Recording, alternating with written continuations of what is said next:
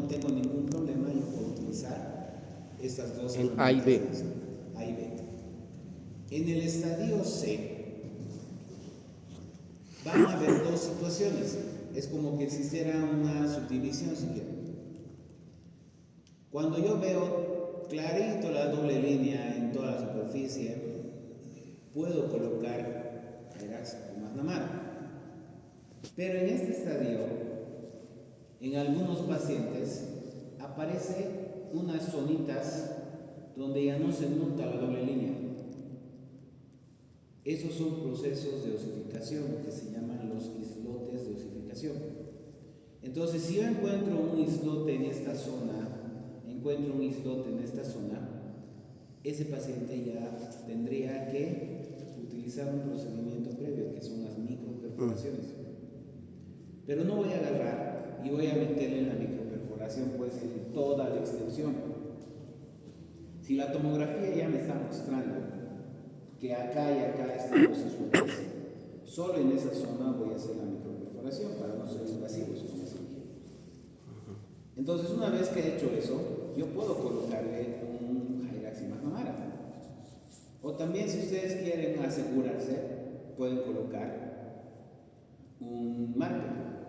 Pero no solamente se trata de asegurar, es que existe una diferencia grande en utilizar un Hyrax McNamara o utilizar un marker. Cuando yo hago disyunción con Hyrax McNamara, y esto ya pasamos en el módulo, ¿dónde está el centro de rotación? ¿Dónde se abre? ¿Recuerdan o no? ¿Dónde se abría esto? Cuando hace la disyunción. La apertura es en B. ¿Ya? Mayor en el sector anterior.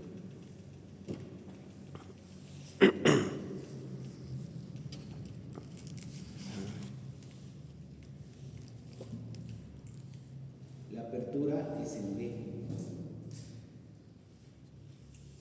Entonces, cuando yo veo la disyunción de McNamara, el centro de apertura a nivel de la facies, como se dice, el centro de rotación que se va a abrir, se ubica en esta zona, en la sutura frontopalatina.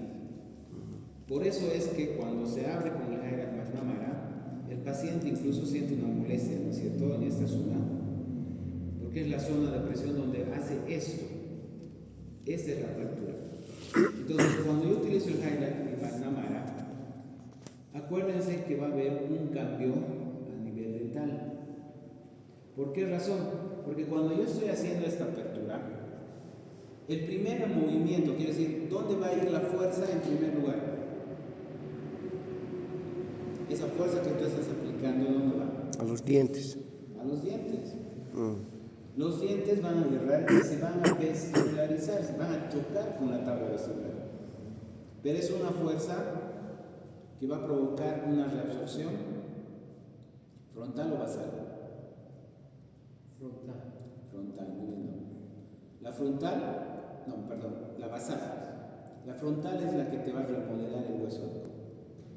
Eso es cuando hacemos una fuerza controlada, cuando se mueve el diente. Cuando tú ejerces una fuerza excesiva, es la reabsorción basal. Esa es cuando ustedes más bien frenan el movimiento. Detiene. ¿No? ¿Por qué? Porque han activado la estabilización de la zona. Entonces, en vez de que el hueso se remodele, lo que ustedes están haciendo es una compresión, es decir, se traba. Entonces, al trabarse esto, la fuerza se traba en el maxilar. Después de haber inclinado, hacen compresión acá. Esa fuerza se va a transmitir a la sutura palatina. ¿Se dan cuenta?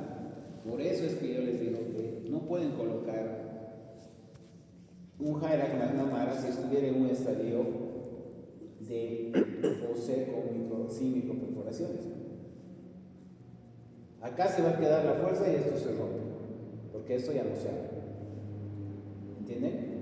Entonces, al abrir esto, se va a ir abriendo, pero ¿qué está pasando con los dientes? Han quedado totalmente vestibularizados. Ahí. Por eso muchas veces cuando trabajan con el Hyrax McNamara, parecería que hubieran ampliado, ¿no?, bastante, pero cuando lo retiran, después de unos 2-3 días, el diente que hace se vuelve a verticalizar. Entonces, la pregunta es, ¿he perdido el diámetro? No. No, porque el hueso es otra cosa, pero los dientes han vuelto a su utilización. Y eso puede llevar a que, si calculaste mal, como se va a volver a verticalizar, puede volver a aparecer la mordida cruzada posterior. ¿Entienden? Entonces, en pocas palabras, un tip: cuando ustedes tengan o estén trabajando con Hyrax McNamara, tienen que adelantarse a ese efecto rebote, quiero decir, a esa verticalización, para que quede perfecto, que se extienda unos 2 milímetros a 3 para compensar esa verticalización de las piezas dentales cuando vuelva a su posición. Hasta ahí vamos claros, ¿verdad? Tiene que verse, doctores, sí o sí, la apertura del diastema. Entonces, cuando yo voy trabajando con estos aditamentos,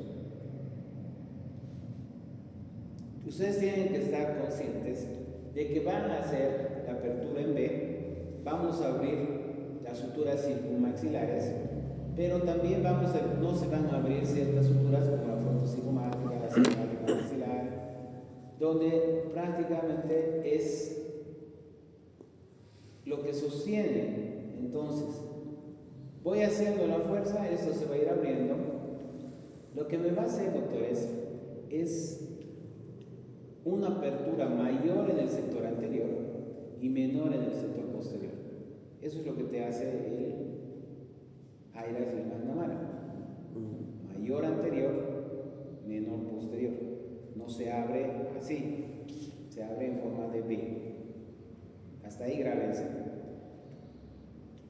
Esta de acá es la sutura pterigomaxilar. Esta sutura es la que a nosotros nos interesa cuando yo voy a hacer una combinación de la disyunción más el uso de la máscara. ¿Por qué? Porque esta es la que me está agarrando al maxilar en el sentido o en el plano sagital.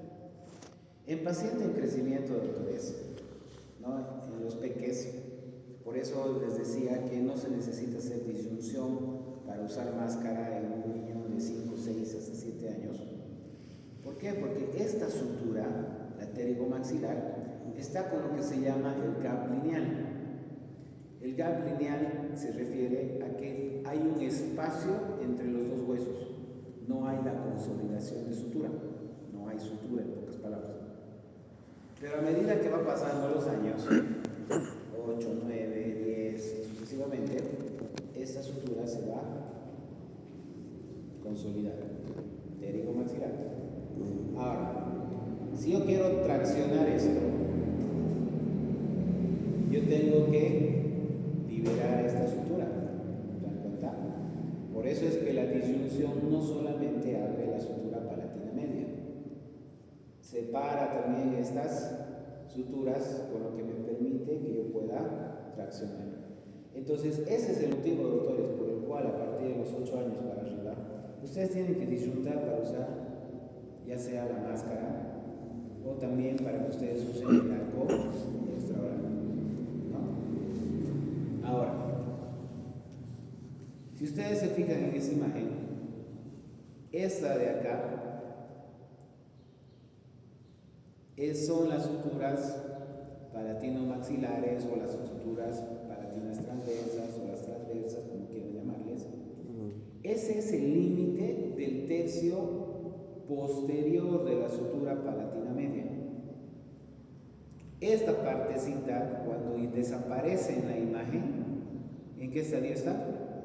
D.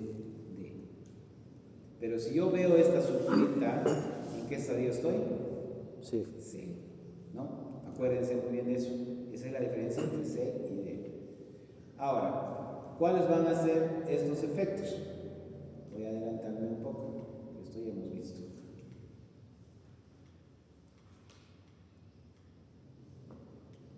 Una apertura con un Hyrax McNamara, hemos dicho que es de forma B. de B, de base anterior vértice posterior, ¿no? Pero una apertura MARPE es casi equidistante anterior y posterior. Esta es la diferencia en cuanto a apertura de la sutura. ¿Cuál les conviene? ¿Se dan cuenta? Por eso es que si tienen el chance de poner un MARPE, doctores, toda la vida les conviene por el tipo de apertura que les hace. Hay mayor modificación de la forma de paladar. Con eso no quiero decir que el Hyrax Magnamara no funciona. Funciona. Por eso es que trabajamos en etapa de crecimiento. ¿Por qué? Porque al ampliar esto en forma de V, también el macizo nos acompaña, porque está creciendo. Pero hay diferencias que ustedes tienen que identificar para ver qué les conviene, ¿no? En el caso de hacer con el paciente. Entonces, como la apertura, doctores, es casi equidistante, un aproximado para que ustedes comparen es, si yo abro 4.8 en el sector anterior, en el sector posterior voy a abrir casi 4.3. La diferencia es de 0,5 milímetros, es casi nada. Por eso es la apertura casi equidistante con el MARPE. Pero al tener ese tipo de apertura, se abre esto así, ¿dónde creen que se va el centro de rotación? Ya no está en la sutura frontonasal. Se viene a este sector, a la sutura frontosigmomática, que viene acá, porque la apertura ya es equidistante. Entonces, cuando yo utilizo el MARPE, los cambios, tanto faciales como dento-alveolares, son mayores. Pero acá hay un beneficio grande, doctores. Como yo estoy agarrado del hueso, no voy a tener la proinclinación de los dientes posteriores. No va a existir esa vesticularización. No pongo en riesgo ni tabla vestibular ni los dientes. ¿Me entienden? Entonces, esos son los beneficios que voy a tener. Ahora, los cambios faciales que ustedes van a ver en un paciente que lo han tratado con MARPE, paciente adulto, voy a tener mayor cambio a nivel de la región circunmaxilar, a nivel de las mejillas. Va a haber una mejoría prácticamente de esos pacientes con cara alargada. Hay un cambio facial muy marcado. Hoy en día incluso lo están usando de mala manera, se podría decir, el MARPE, y lo están llevando a un punto de darle más importancia a la facies que a la relación intermaxilar, ¿no? En Europa está habiendo una moda de que le están colocando MARPEs para cambiar el rostro, pero sin considerar la función, la estética que les dan, ¿no? Porque les cambia totalmente la facies marcada. No están abriendo excesivamente sus maxilares, entonces el efecto estético pues es mayor, ¿verdad? Entonces, a ese grado yo puedo hacer un cambio facial en los pacientes. Pero esto, como todo en la vida, también hay cositas que tenemos que considerar. Un cambio facial que viene con el ensanchamiento, si se puede decir, de la región de la facies, es de que la punta de la nariz va a cambiar. Ensancha. Aparte de que no es ensanchas las alas, lo que haces es, cuando yo hago el MARPE, cuando yo hago Hyrax en la cámara, no solamente abres, sino el maxilar que hace va a rotar hacia abajo y hacia adelante, hace esta rotación. Entonces, si el maxilar rota, el hueso está relacionado con tejido blando. Si eso está rotando, ¿qué va a pasar con todas las facies? Entonces la punta de la nariz baja. ¿Ven esa diferencia? Cómo se viene abajo. Entonces yo tengo un cambio del ángulo nasolabial. Ahora, ¿le conviene a mi paciente? No le conviene a mi paciente, va a depender de la facies de cada paciente, ¿no es verdad? Pero tienen que avisar esto paciente, ojo. Y más si ha recibido una cirugía o una rinoplastia. Porque ese cuate pagó un buen billete para que le pongan la nariz apuntando arriba. Y ustedes van a venir y le abren y toda la cirugía en mano porque esto se va a ir abajo. ¿Verdad? Entonces hay cambios también que pueden ser favorables o desfavorables para el paciente. Y a nivel de vías aéreas, doctores, hay muchos, hoy en día se está viendo, hay muchos otorrinos que están trabajando de la mano con el ortodoncista. Es más, el otorrino agarré y dice, interconsulta con ortodoncia. ¿Por qué? Porque cuando abro con el MARPE, voy a tener esta diferencia. Voy a ampliar el piso de fosas nasales. Entonces el paciente respira mejor, hay mayor flujo de aire. Esos pacientes con apneas del sueño y demás mejoran grandemente porque estoy ampliando la calidad de vida del paciente, que si estoy ampliando ese piso de fosas nasales tranquilamente.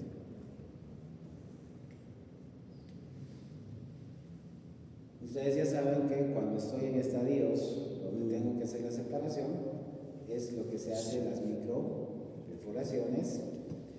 Acuérdense, la microperforación, doctores, es agarrar y antes tienen que anestesiar.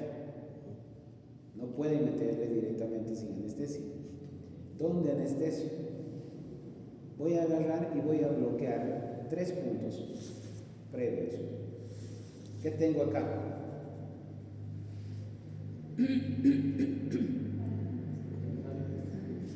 La Dentario posterior. ¿Dónde está ubicado? A distal del segundo molar. Entonces lo que voy a hacer es pinchar acá a nivel del segundo molar. ¿Por qué? A nivel del segundo, no distal del segundo. Distal del segundo está el orificio. Entonces no sean salvajes y le metan directo al agujero.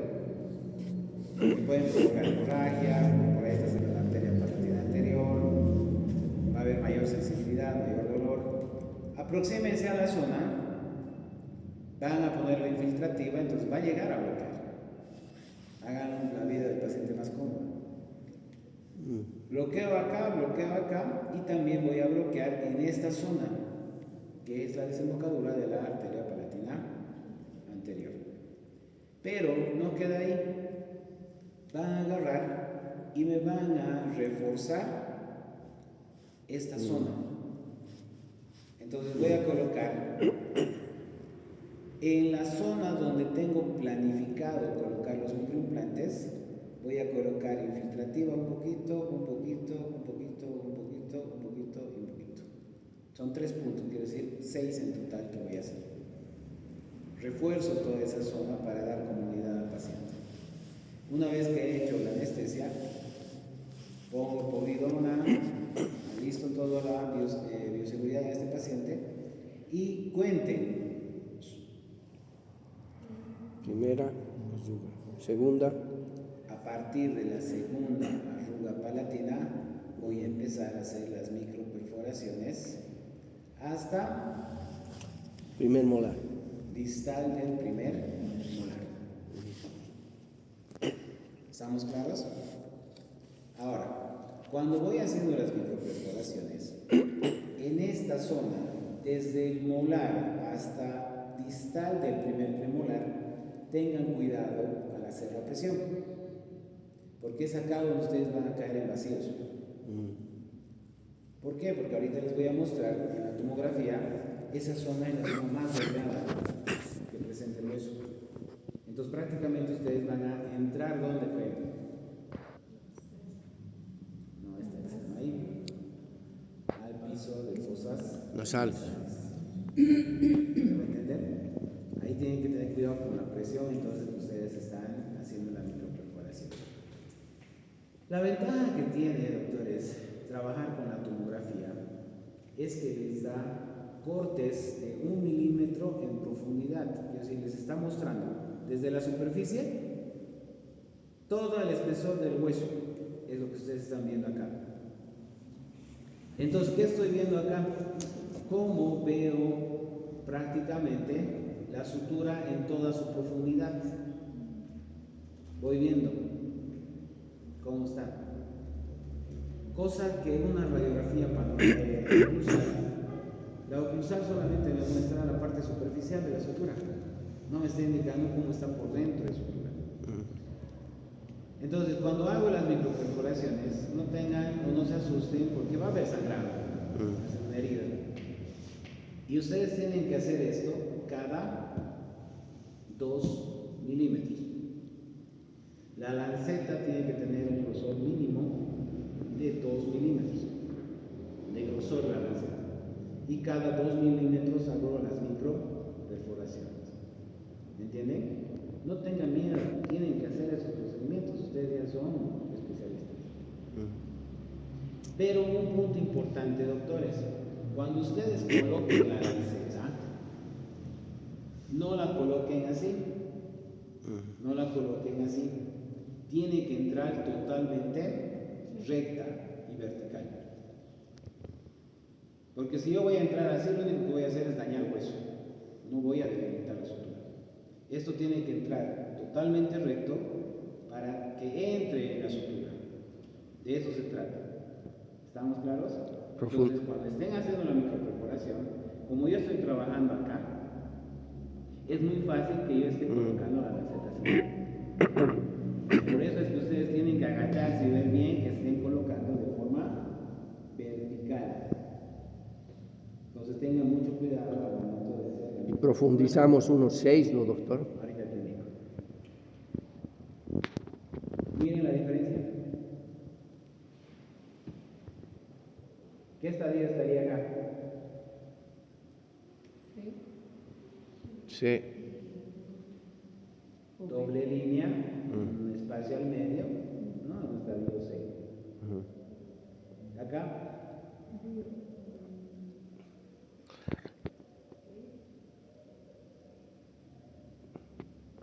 ¿Se ve la línea festoneada o ya no? No. Ya no hay línea festoneada. Entonces esto, fíjense acá ya desaparece la sutura. Eso es similar a este caso, doctor. Ya no hay sutura. Ahorita vamos a ver la diferencia. Acá ya no hay sutura. Entonces, este paciente, ¿cuántos años creen que tiene?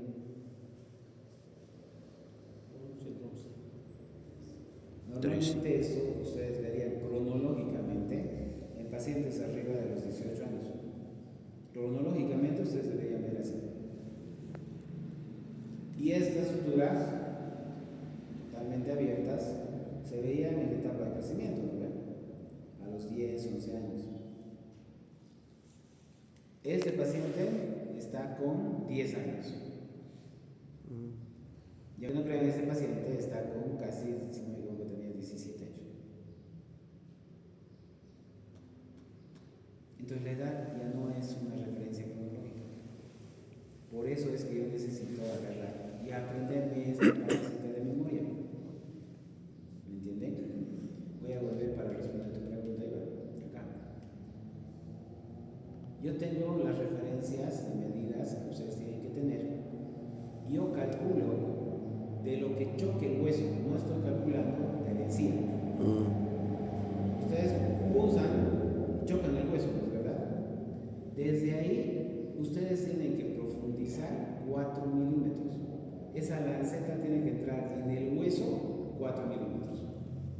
Entonces, normalmente, viendo con estas referencias de altura, eso es 6. Voy a perder esto más los 4 milímetros. Entonces, ¿hasta dónde tengo que entrar? Ahí 6. Más o menos. Del hueso tiene que entrar 4 milímetros. Pero, aquí hay un pero. Si yo en la tomografía he visto que a nivel de molares y premolares es más delgadito, disminuyo. Ya no voy a entrar 4 milímetros. Disminuyo casi a 2 a 3, dependiendo, porque varía de paciente a paciente. Entonces, no es que en toda la extensión ustedes van a meterle 4. Ahorita van a entender por qué. Entonces, estos estadios que vamos viendo en Jelly es la clave para que ustedes tengan éxito al momento de realizar el procedimiento de marpe o disyunción. Por eso es que ustedes tienen que memorizar al 100% 100, esto sería eso. Sáquense esto una fotito, como la anterior vez, aquí les está indicando exactamente lo que ustedes tienen que memorizar para tener referencia. Como dijo doctor, en la perforación sí es difícil, como dice, ¿no? O sea, hacerlo muy paralelo, muy vertical, sin irnos a un lado, ¿no? Tal vez podemos innovar algo, podemos hacer una plantilla de acrílico y le hacemos las perforaciones y ahí nomás. Así se hace, no en cirugías guiadas. Y ahí ya no fallamos. Es un, ¿qué te puedo decir?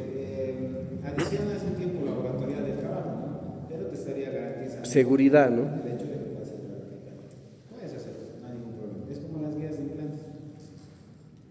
Por esto es, doctores, que yo tengo que tener la tomografía. Porque si ustedes se fijan, acá yo podré entrar los 4 milímetros, pero atrás ya se adelgaza. Voy a ir reduciendo entonces, porque si yo agarro y sin consideración le meto los 4, le voy a hacer saltar al paciente.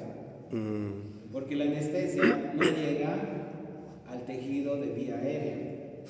Y inmediatamente van a ver que sangre. No van a provocar una hemorragia nasal. Entonces la microperforación también tengo que tener cuidado con la profundidad. Ahora se van a topar pues con pacientes de diferente tipo, ¿no? Hay pacientes que tienen bastante el hueso delgado y hay otros pues que tienen un grosor tremendo de hueso. Ahora eso también puede ser un limitante para el éxito de su difusión. Claro. Si yo me encuentro con un paciente que está en la cama, con un macizo facial tremendo, yo sé que este paciente difícil. es muy probable que no difunde. Por más que le ponga por más que le haga las operaciones. Entonces yo viendo eso, yo tengo que avisar al paciente. Y eso es la pregunta que me hacía Israel. Yo no puedo agarrar y decirle si yo estoy viendo ciertas características al paciente, lo tengo que explicar. Mira, necesito hacerte este procedimiento, pero tú tienes un hueso sumamente grueso.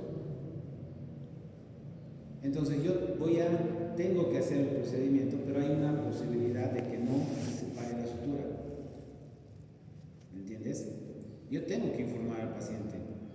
¿Por qué? Porque hay una limitante en este ejemplo, el grosor del hueso, supongamos. Entonces, si yo tengo esta limitante, tengo que explicar de que yo voy a seguir todos los protocolos que existen, microperforaciones, voy a poner MARPE, pero existe esa posibilidad de que no se separe. Sabiendo el paciente, entonces, me dice, ok, doctor, procedamos, o me puede decir, no, no me quiero someter. La última palabra tiene el paciente, ojo. Y ahí yo ya veré otra opción B, opción C, cualquiera para poder solucionar el problema que tiene. Entonces, y si no tuviera un plan B o C, porque el maxilar es muy atrésico y quiero asegurarme de abrir, tengo una opción. ¿Qué sería? Sharpe eso. Sharpe.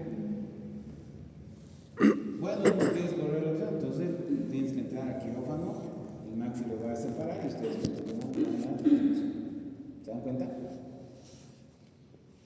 Hay las opciones si ustedes quieren ir a lo seguro, pero ya es más invasivo, más caro y todo aquello. Es el SAC, quirúrgicamente asistido. La idea de usar el microtornillo en un disyuntor es conseguir esto, la bicorticalidad. Pero va a haber casos en que por maxilar muy atrésico, y vamos a tomar el ejemplo de la doctora, van a ver el modelo, es un maxilar totalmente atrésico que es imposible llegar o colocar un microimplante de forma vertical. No entra. Entonces, ¿qué va a pasar? Voy a tener que utilizar un anclaje monocortical. Pero eso me está reduciendo. Es inevitable, me reduce el grado de éxito. La clave siempre va a ser que yo consiga la bicorticalidad. Ahora, aprovechando esta imagen, cuando ustedes hacen la medición en la tomografía, eso es lo que tienen que considerar. Esto es piso de fosas nasales. El microimplante tiene que entrar 1 milímetro, sobrepasar 1 milímetro. Calculo ese milímetro más el grosor de la bicorticalidad y el grosor del tejido blanco, ¿no? Del paladar. Yo mido eso y según eso voy a pedir el microimplante o voy a colocar el microimplante. ¿Me entienden? Ahora, si yo estoy en una zona donde sé que va a ser monocortical, intenten profundizar lo más que puedan. Quiero decir, tener la más extensión posible de ese microimplante dentro del hueso, para que nos sirva y reforzar ese anclaje, pero sin dañar otras áreas, ¿no? Porque yo me puedo aproximar a raíz, puedo aproximarme al seno maxilar, pero la idea y el éxito siempre va a ser tener la bicorticalidad, no cada vez que hagamos, ¿no? Conseguir la bicorticalidad de los microtornillos. Pero eso también no nos salva, doctores. Si yo he hecho una mala planificación, yo puedo tener este resultado: la reducción del microimplante. No se separa. ¿Se dan cuenta de la fuerza que ustedes están ejerciendo para doblar un microimplante? Entonces, si yo no logro separar, empieza la torsión, puedo dañar al diente que está con la barra estabilizadora. Por eso hay que estar atentos al momento de hacer la apertura. Por eso siempre les he dicho, doctores, aunque sea Jairas, McNamara o Marpe, la activación la tienen que hacer ustedes. Porque la propiocepción que ustedes tienen con la mano, quiero decir, cuando ustedes están activando, ustedes van a sentir pues si realmente está abriendo o hay un grado de resistencia. Si yo agarro y estoy activando y se traba, estás generando fuerza, ¿es correcto? No, ahí hay un problema. Yo paro y digo, aquí hay algo. ¿Por qué? Porque ese tornillo, cuando yo activo, tiene que ir sin ningún problema hasta atrás. Va a haber un gradito de resistencia, pero tiene que ser fluido. Eso el paciente no sabe, ustedes son los profesionales. Entonces el paciente, ¿qué va a hacer? Va a forzar y puede llegar a fracturar. ¿Me entienden? Por eso es que ustedes tienen que hacer las activaciones si quieren tener éxito. ¿Captan? Entonces, cuando nosotros habíamos dicho, vamos a planificar, en realidad, doctores, yo tengo desde el premolar, desde el primer premolar hasta distal del primer molar, para hacer mi planificación del marco, para poder colocar. Entonces, cuando yo planifico dónde voy a ir, no es según el modelo.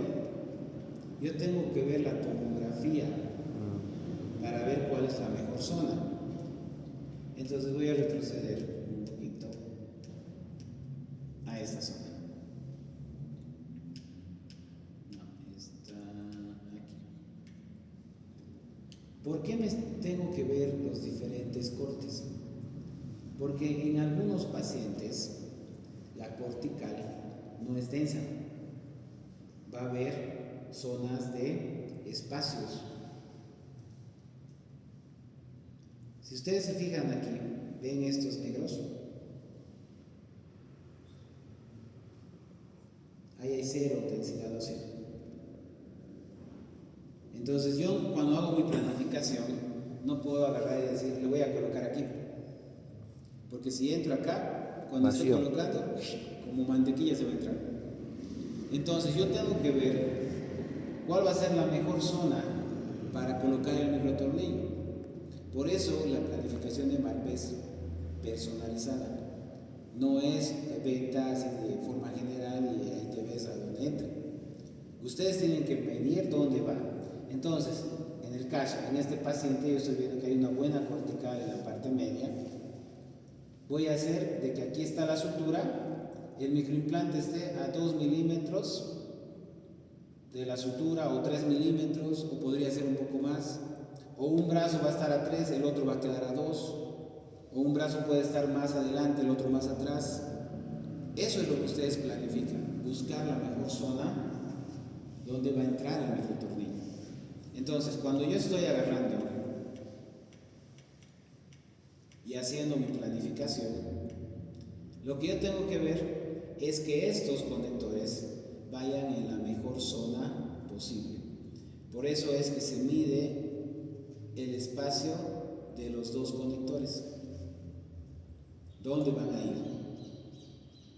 ¿No? Entonces voy haciendo esa planificación para medir. Ven acá, este espacio negro. Esta zona no es óptima para colocar, ¿no? A diferencia del otro lado. ¿Ven cómo hay esto? Acá hay buen hueso. Acá si pusiera en esta zona caería. Entonces todos esos puntos es que yo tengo que considerar al momento de planificar. ¿Y por qué no poníamos o no hacían las microperforaciones en la primera o por delante de la segunda arruga palatina? ¿Por qué no tengo que entrar ahí? ¿Por qué no se puede tocar ahí? Por esta razón. ¿Ven este espacio de acá? Por ahí está viniendo la arteria palatina anterior, ¿no? Desemboca por ahí. Si yo agarro y hago mi microperforación en la primera arruga, le doy. Por delante de la segunda arruga, le doy. Por eso siempre las microperforaciones son a partir de la segunda arruga palatina para atrás. ¿Me entienden? Para no estar provocando hemorragias.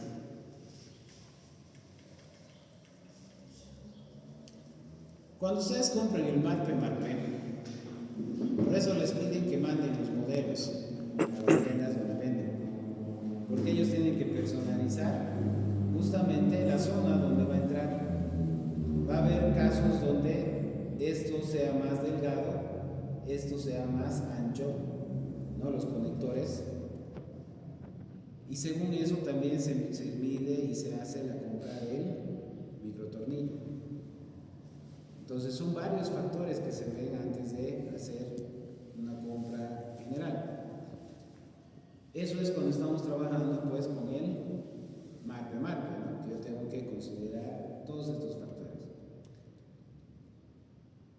Esta es la irrigación que tiene el paladar. Por eso ahí es una zona roja por donde viene la arteria palatina anterior, desembocaduras, irrigaciones. Por eso hay que tener mucho cuidado de trabajar en esta zona. Muchas veces, doctores, no va a haber otra zona para poder colocar por la atresia del maxilar. Entonces yo tengo que estar consciente de que hay una alta probabilidad de que le dé a la arteria. ¿No? Puede provocar sangrado, pero no va a haber de otra, porque no hay donde más coloque. Entonces siempre hay riesgos en cualquier procedimiento quirúrgico.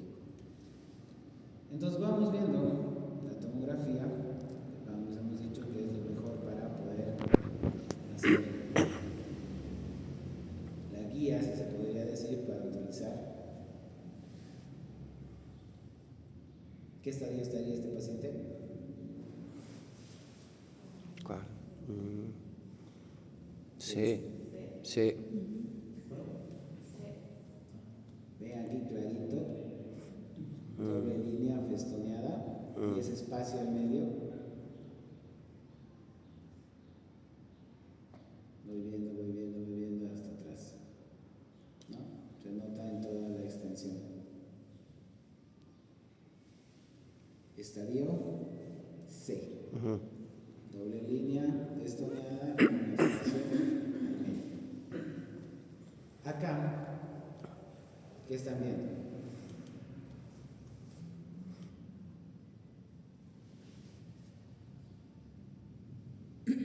¿Se nota la doble línea? Sí.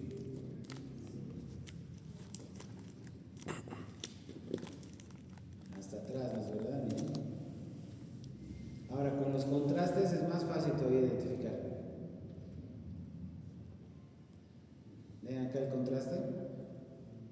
Se nota clarito esa doble línea de la sutura y hasta abajo. Ahí, doctor, en estas imágenes, ahí las raíces que aparecen son de caninos. Esta puntita de acá. Esa y en el otro lado siempre aparecen, en el otro, sí, Sí. de caninos, la referencial de caninos, ¿no?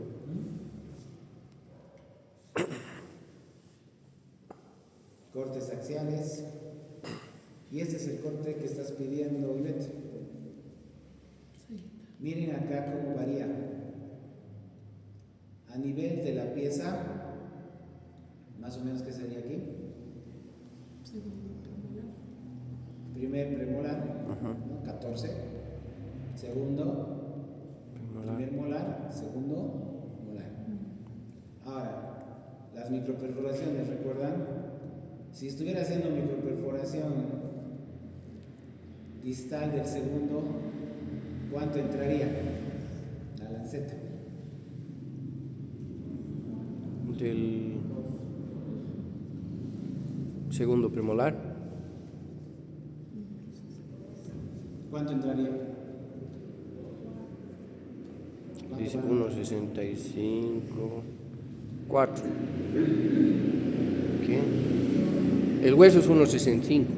Microperforación a nivel del molar. Si aquí me está diciendo la tomografía que esto mide prácticamente 2 2. de hueso, 2 en sí, no, microperforación no es el diámetro del microimplante. 2 nomás. Entonces entro 2. 2 nomás. No entro 4. Si le meto aquí atrás 4 de microperforación, está entrando a vía aérea. ¿Me entienden? Por eso es que tiene que ver muy bien para hacer su microperforación también la longitud que voy a estar haciendo de profundidad. Pero esta imagen me va a servir para algo. Ni siquiera hay de primer. Cuando hago Y tampoco la hay de planificación de primer premolar, tornillo, no ha sacado de este no segundo. siempre va a ser la misma longitud el derecho y el izquierdo. Porque en la tomografía ya se ve que puede haber de que el lado derecho sea más ancho que el lado izquierdo. Entonces, si ustedes se fijan, este es el lado derecho y este es el lado izquierdo. Cuando ya haga la medición para el microimplante, ¿qué tengo que considerar? Si voy a colocar en esta zona, el lado derecho, acá tengo 2 milímetros. 2. Pero en el lado izquierdo, ¿cuánto tengo? 3,4. ¿Ven que cambia? Entonces, del lado derecho al lado izquierdo también el diámetro del microtornillo va a variar. Todos esos parámetros ustedes tienen que ir considerando. Y acá se ve clarito, ¿ven estos negritos aquí? Vacíos. Esos son los vacíos. ¿No? Cuando están colocando el microimplante, se entra. Entonces hacemos por eso la planificación de dónde es la mejor zona que yo voy a colocar, y aquí se nota también la diferencia de un lado al otro. Acá. Entonces ya tengo las medidas, y cuando tengo que medir la longitud, les había dicho, del microtornillo, mido 1 milímetro de mucosa de piso de fosas Para que salga. bicorticalidad y el grosor del microtornillo. Aquí a nivel de los primeros premolares, ¿cuánto debería comprar el microimplante? Ahí dice 5 más 1, 6. 8. ¿8? ¿Quién dice otro número? 5. Uno tiene que salir 6 y abajo 2 de encía. Bien, Jorge. Tendría que colocarle 10. Porque si ustedes se fijan, acá les han dado detalladito las medidas. Este rojito que ves acá te está dando el ancho de la mucosa, es 1 milímetro.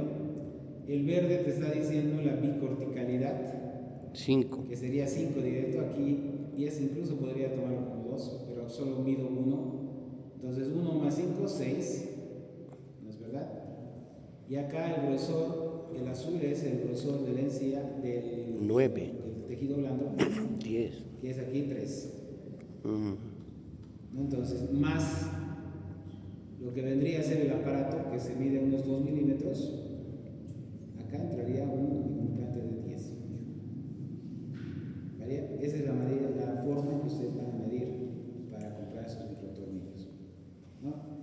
Entonces viene la medida a nivel del segundo premolar, el primer molar. Miren cómo va reduciendo. ¿Y por qué no colocamos a nivel del segundo molar? ¿Hay hueso? ¿Cuánto mide acá la bicorticalidad, que es el azul? Nada, ceros. Por eso es que no colocamos el anclaje en Un papel. segundos molares.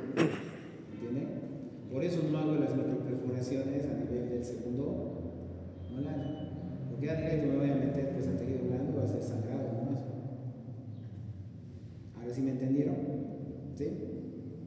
Esto es lo que ustedes tienen que manejar al 100%. ¿Qué se llama ese corte? ¿Estos? Sí. Son cortes sagitales, axiales y coronales. Por eso es que ustedes no van a pedir así. Lo único que ustedes piden es estadio de sutura y marpe. Al decir marpe, en los centros radiográficos saben que les tienen que mandar todas estas medidas.